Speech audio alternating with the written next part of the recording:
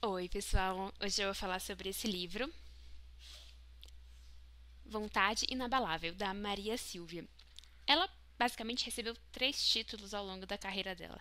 O primeiro de Mulher de US$ 1 bilhão, o segundo, Dama de Aço, e o terceiro de ser a primeira presidente mulher do Banco Nacional de Desenvolvimento Econômico e Social.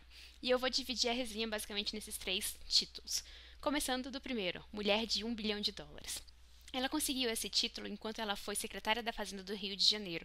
E ela conseguiu essa alcunha por justamente conseguir juntar US$ 1 bilhão no caixa do Rio de Janeiro. Louco, né? Mas ela seguiu uma receita muito básica para fazer isso. Reduzir custos e aumentar a receita. Reduziu custos, por exemplo, negociando, mudando o banco que os funcionários recebiam pagamento. E ao fazer isso, obviamente, reduziu o custo desse serviço e conseguir mais receitas. E aí teve várias formas para fazer isso. A primeira foi com relação aos aluguéis do patrimônio do Rio de Janeiro. Como era um contrato muito antigos, eles não viam reajustes há muito tempo. Então ela encontrou essa brecha e propôs reajustes nos contratos e, consequentemente, mais receita para o Estado. E a segunda forma foi uma super inovadora, que é conseguir emitir títulos da dívida imobiliária do Estado do Rio de Janeiro no mercado internacional. Isso até hoje é uma prática pouquíssimo comum. Então foi justamente com essas movimentações que ela conseguiu acumular US$ 1 bilhão no caixa do Rio de Janeiro. Em seguida, ela conseguiu um segundo título, que foi o de Dama de Aço. Ela recebeu esse nome ao assumir a presidência da CSN, que é a Companhia Siderúrgica Nacional. E aí tem várias histórias muito legais dessa parte. Essa foi a minha parte preferida do livro.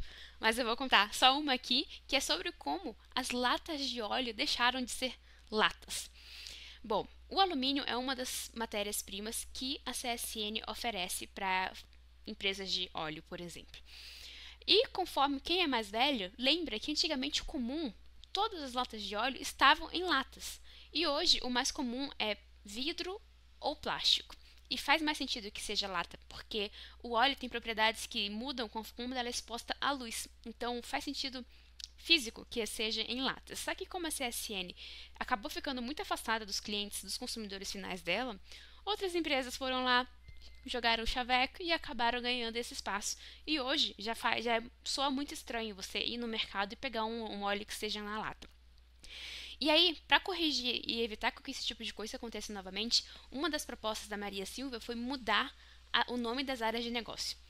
Então, por exemplo, agora as áreas de negócio são feitas com base no produto final que a CSN produz. Então, é eletrodomésticos, automóveis, embalagens, em vez de ser o tipo de material que era produzido, como era, por exemplo, laminado ou zincado. E é apenas essa mudança, por menor que ela pareça, muda completamente a cabeça do pessoal no trabalho no dia a dia, porque você começa a enxergar que o seu trabalho é para o produto final. E é o produto justamente que o cliente enxerga, que o cliente consome.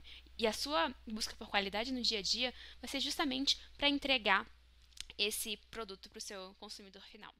E o terceiro título que ela recebeu foi de primeira mulher presidente do BNDES. E a história que eu separei para contar aqui foi de como ela extinguiu a TJLP, que é a taxa de juros de longo prazo.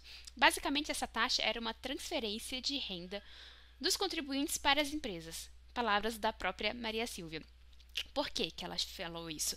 Porque o BNDES oferecia taxas subsidiadas para as empresas, mas ele pegava a taxas normais do mercado. Ou seja, ele pegava, por exemplo, a 5% de dinheiro emprestado e emprestava para as empresas por 3%.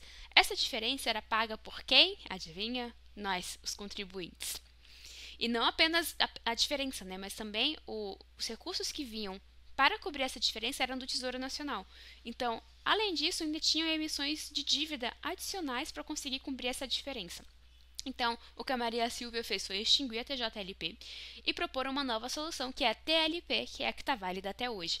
Nessa taxa, ela é compatível com a de mercado. Então, o BNDES continua emprestando para as empresas, só que com uma taxa que é compatível com a de mercado, e assim não precisa ter esse subsídio, essas transferências de renda do contribuinte para a empresa.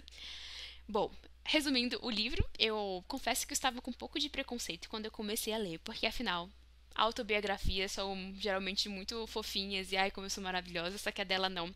Ela contou Claro que tem a parte de como eu sou maravilhosa, até porque eu virei fã dela agora, depois de terminar de ler o livro. Mas ela conta vários erros e várias coisas que ela poderia fazer diferente, e principalmente para nós, mulheres jovens que almejamos uma carreira executiva como a dela, é muito inspiradora. Ela ainda tá aí nativa, né? Depois de sair do BNDES, ela ainda foi consultora, ela trabalha hoje no Goldman Sachs, então ela ainda tem uma carreira brilhante pela frente. E fica aí a recomendação, vontade inabalável. Até mais.